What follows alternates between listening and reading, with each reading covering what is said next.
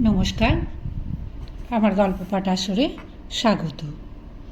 আজ আমি আপনাদের পড়ে শোনাচ্ছি সুনীল গঙ্গোপাধ্যায়ের একটি ছোট গল্প, ইরফান আলী ২ নম্বর। সূর্য উঠবার আগেই কাছাকাছি ৫খানা গ্রামের জোয়ান মদ্যরা সবাই ঘুম থেকে উঠে পড়েছে। বাবলা গাছের ডাল ভেঙে দাঁতখড়ি করে বাড়ির কাছাকাছি পুকুরে বা ডোবায় একসঙ্গে মুখ ধুয়ে স্নান করে নিয়েছে। জলখাবার বা নাস্তা সেরেছে ২ মুঠো মুড়ি বা ১ মুঠো পান্তা দিয়ে। তারপরেই দৌড় মেরেছে। প্রত্যেক দিন ভোরবেলা দেখা যায় কাতারে কাতারে মানুষ ছুটছে হাতিপোতা বাঁধের দিকে। মাঠ ভেঙে আলের পথে পথে ষাঁড় বন্দি মানুষ ওর আগে গিয়ে পৌঁছতে চায়। দৌড়োদৌড়ি করে এসেও দেখে তারও আগে আরও অনেক মানুষ পৌঁছে গেছে। প্রায় ১০০০ খানেক পুরুষ মানুষ হাতিপোতা বাঁধের সামনে দাঁড়িয়ে কাদার মধ্যে ঠেলাঠেলি করে। এখনও ভালো করে আলো ফোটেনি। বিড়ির গন্ধে ম করে হাওয়া। কাদার মধ্যেই বাঁশ পুঁতে বসানো হয়েছে গেট। তার ওপাশে সারি সারি তাঁবু। ওইসব তাঁবু থেকেও কুলি কামিনরা বেরিয়ে আসছে আস্তে আস্তে। ওরা সব পারমেন্ট। ওদের মধ্যে ৫০-৬০ জন মেয়েও আছে। কালো চকচকে চেহারার স্ত্রীলোকেরা তাঁবু থেকে বেরিয়ে আড়মোড়া ভাঙে। বাঁশের গেটের এপাশ থেকে ১০০০ খানেক পুরুষের চোখ পড়ে সেদিকে। সবচেয়ে বড় তাঁবুটায় থাকে পুলিশরা।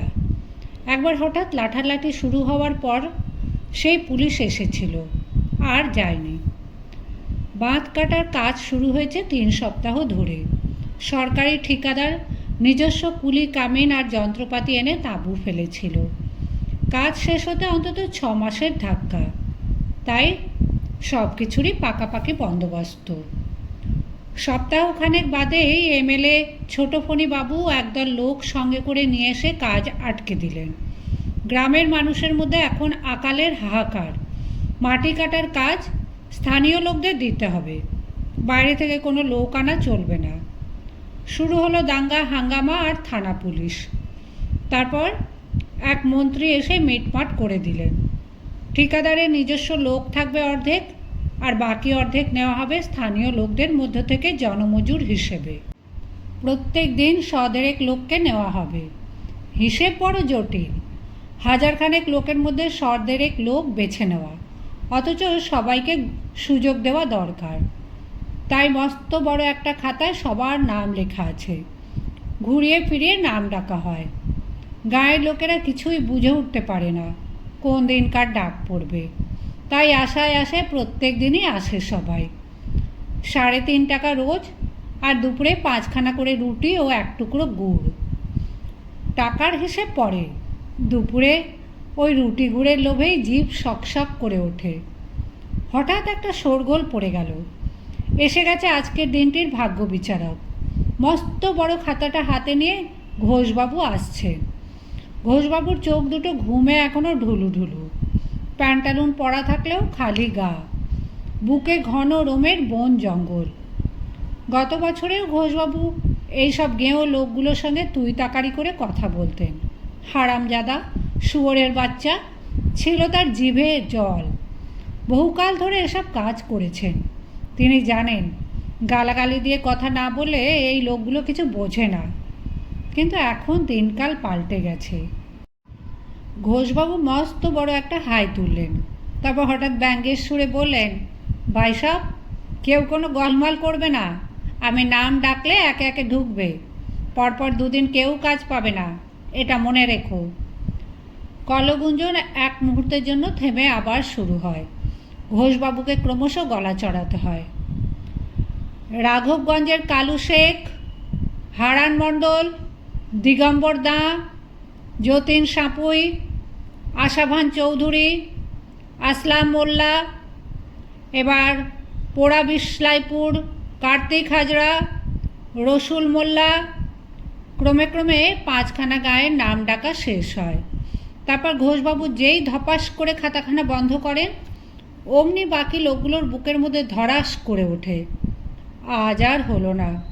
৫খানা রুটি গুড়, কড়কড়ে ৩.৫ টাকা। ইরফান আলী দাঁড়িয়েছিল ঘোষবাবুর কাছেই। সে একেবারে হামলে পড়ল। বড়বাবু আমার। ঘোষবাবু বললেন, আজ আর হবে না, আবার কাল। ইরফানের সঙ্গে আরও 7-8 জন এগিয়ে এসে বলল, আমরা গত সপ্তাহেও কাজ পাইনি। তারা হিসেব না বুঝলেও এইটুকু বোঝে 7 দিনের মধ্যে তারা একদিনও কাজ পায়নি, কিন্তু অনেকে 2-3 দিন পেয়েছে। এটা অন্যায় নয়। তারা গোলমাল শুরু করতে ঘোষবাবু বললেন, দাঁড়াও বাবা দাঁড়াও, আবার সবার নাম চেক করতে হবে। এ কি সোজা কথা? দেখি ব্যবস্থা হয় কি না। ওদের কয়েকজনকে গেটের ভেতর ঢুকিয়ে এনে ঘোষবাবু বললেন, বাকি সবাই চলে যাও, চলে যাও। ছোটো ফণিবাবু গেটের সামনে ভিড় করতে মানা করেছেন। ঘোষবাবু অভিজ্ঞ লোক, 150 জন লোক নেওয়া হবে। তিনি প্রত্যেক দিন 130 জনের বেশি নাম ডাকেন না। কে আর গুনে গুনে মিলিয়ে দেখছে? এইসব লোকগুলো বুঝুক না বুঝুক গোলমাল করবেই। তাই 20টা নাম তিনি হাতে রেখে দেন। পরে তিনি এমন ভাব দেখান যে তার দয়াতেই বাকি 20 জনের কাজ হলো সেদিনকার মতন। এতে সুনাম হয় তার। এই লোকগুলো হাতে থাকে। ঘোষবাবু এবার একটা টুল নিয়ে বসেন। কাছের তাঁবু থেকে একজন কামিন এসে তাকে 1 কাপ চা দিয়ে যায়। আদিবাসী রমণীদের তেল চকচকে শরীরের চোখের দৃষ্টি যেন পিছলে পড়ে। ঘোষবাবু চায়ে চুমুক দিতে দিতে মনোযোগ দিয়ে খাতা পরীক্ষা করেন। মাথা নেড়ে বলেন, এ নাম তো নেই।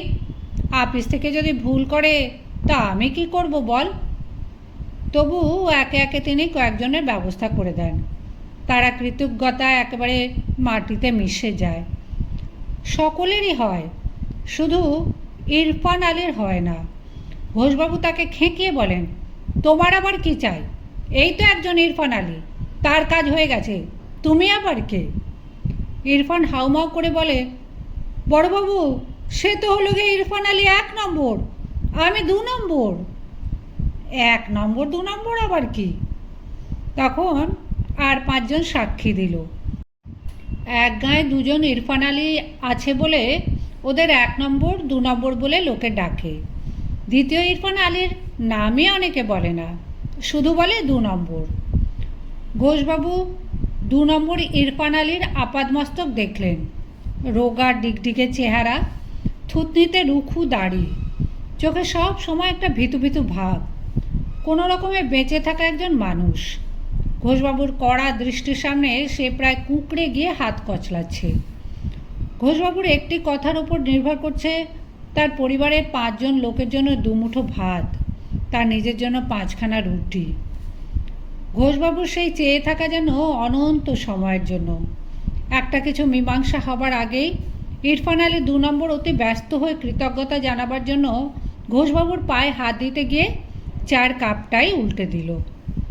নরম মাটিতে পড়ে কাপটা ভাঙল না বটে, কিন্তু ইরফান আলী ভয় আধখানা হয়ে গেল একেবারে। সব কাজেই সে একটা কিছু গণ্ডগোল করে ফেলে। খোদাতাল্লা যে কেন তাকে এ দুনিয়ায় পাঠিয়েছেন কে জানে। অন্য যারা কাজের আশায় দাঁড়িয়েছিল তারাই খেঁকিয়ে উঠল ইরফানের ওপর। ঘোষবাবু কিন্তু রাগ করলেন না, একটা মজা পেয়ে গেলেন হঠাৎ। হাসতে হাসতে বলেন, সাধে কি আর এর নাম 2 নম্বর রেখেছে? এ কোনোদিনও 1 নম্বর হতে পারবে না। ইরফান হাত জোর করে দাঁড়িয়ে আছে। ঘোষবাবু বললেন, যাও কাজে লাগোগে। এরপর আর কৃতজ্ঞতা জানাবার নতুন কোনো প্রচেষ্টা সম্ভব নয়। তাই সে পায়ে পায়ে এগিয়ে গেল খাকি রঙের তাঁবুটার দিকে। এখান থেকে বলে দেবে কাকে কোন সেক্টরে কাজ করতে হবে। কোদাল গাঁইতি ঝোড়াও মিলবে এখানে। ঘোষবাবুর কাছে সে একটা বেয়াকুফি করে ফেললেও ঘোষবাবুর কথাটা তার মনে বড্ড লেগেছে। সে কোনোদিনও 1 নম্বর হতে পারবে না। অনেকে গালাগালির সময় তাকে বলে, ভাগ শালা 2 নম্বরই মাল। সে কি ইচ্ছে করে নিজের নাম রেখেছে? 1 নম্বর 2 নম্বর কি সে বানিয়েছে? সিদ্দিকী সাহেবের ছেলে ইরফান তারই সমবয়সী, বরং একটু ছোটই হবে, কিন্তু সে গাঁটটা গোঁটটা জোয়ান, গলার আওয়াজটা বাজ খায়। ভোটের সময় সে গলায় রুমাল বেঁধে সারা গাঁ হামলে বেড়ায়। ঝগড়া কাজিয়ার সময়ও সে সকলের সামনে এসে দাঁড়ায়। সেই জন্যই সবাই তার নাম দিয়েছে 1 নম্বর। ইরফান আলী 2 নম্বরকে কেউ মানুষ বলেই গ্রাহ্য করে না। ঝোড়া আর কোদাল নিয়ে ইরফান কাজে লেগে যায়।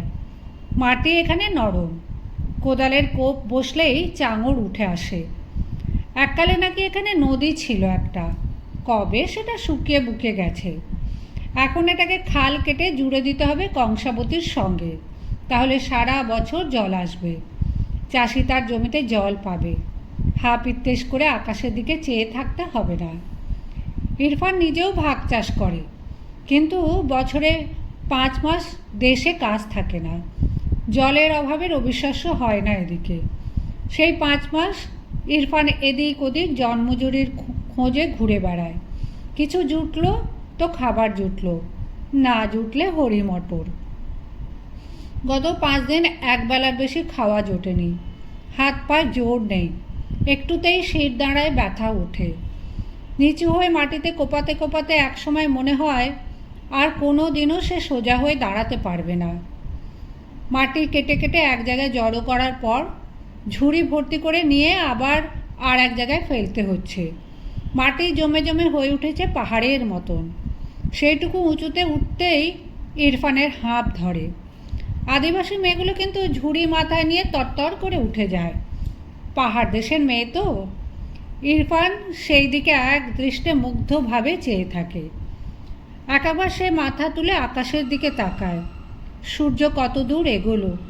আকাশের সূর্য কি একদিন দয়া করে একটু তাড়াতাড়ি এগোতে পারে না?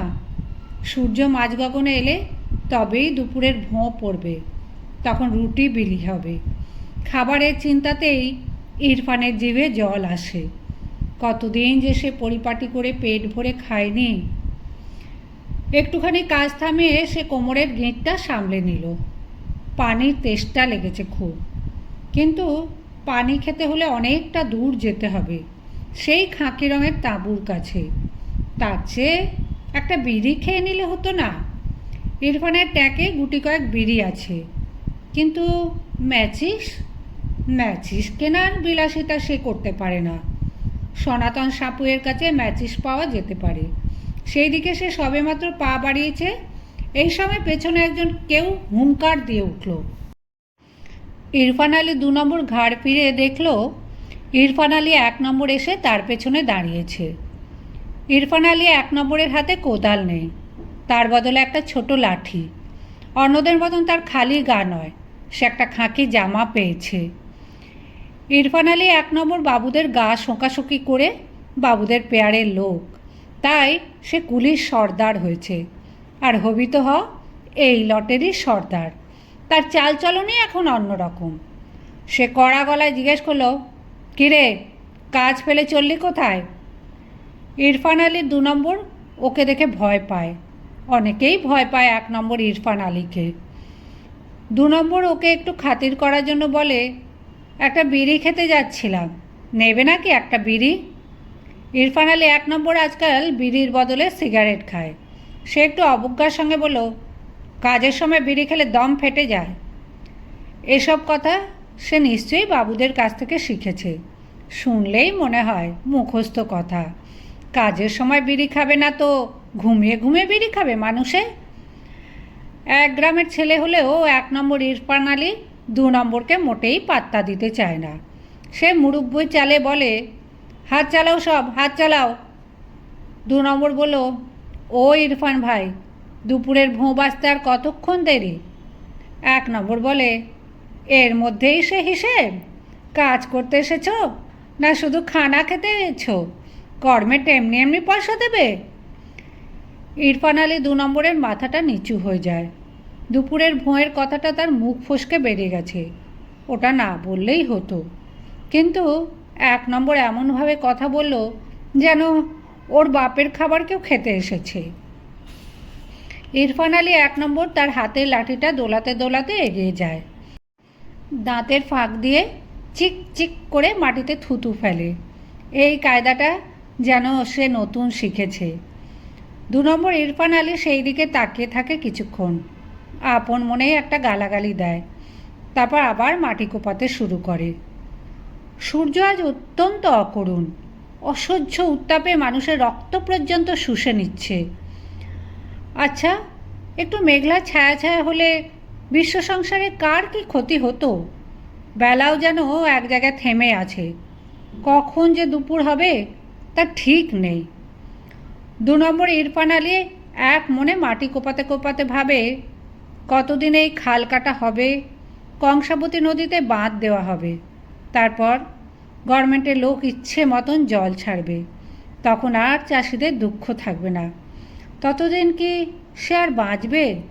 তাছাড়া জল এলেই বা কী হবে, তার তো কখনো নিজের জমি হবে না। খিদের চোটে বোধহয় পেটে নাড়ি ভুঁড়ি পর্যন্ত হজম হয়ে যাবে। গতকালও এতক্ষণ কোনো খাওয়া জোটেনি, গতকাল তো এত খিদে পায়নি। আজ 5খানা রুটি পাওয়ার সম্ভাবনাতেই খিদে যেন অসম্ভব বেড়ে গেছে। তার বউ আমিনা এখন নিশ্চয়ই কচুর শাক সেদ্ধ করতে বসেছে।